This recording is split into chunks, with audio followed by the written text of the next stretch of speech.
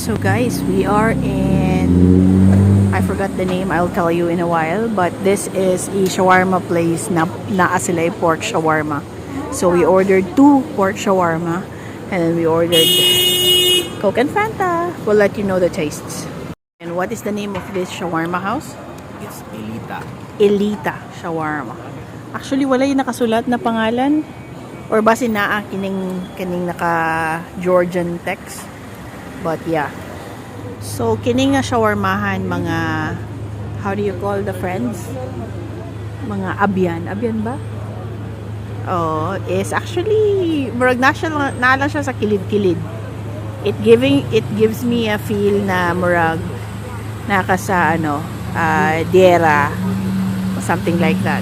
So mga abyan, mauna ni ang shawarma nga pork.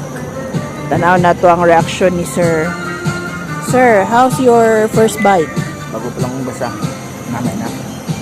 Ah, really? Okay, sige. So, waya na po dako. So, para na ako mga creatives, murag, mas feel na ko ang atong normal shawarma diha sa Dubai. Of course, I still love the Filipino shawarma. Kay murag, dili na ako ma-taste ng pork. Na yung mga aftertaste ng murag pork siya, pero after that, dili yun ako ma-taste. Anyhow, thank you so much for watching.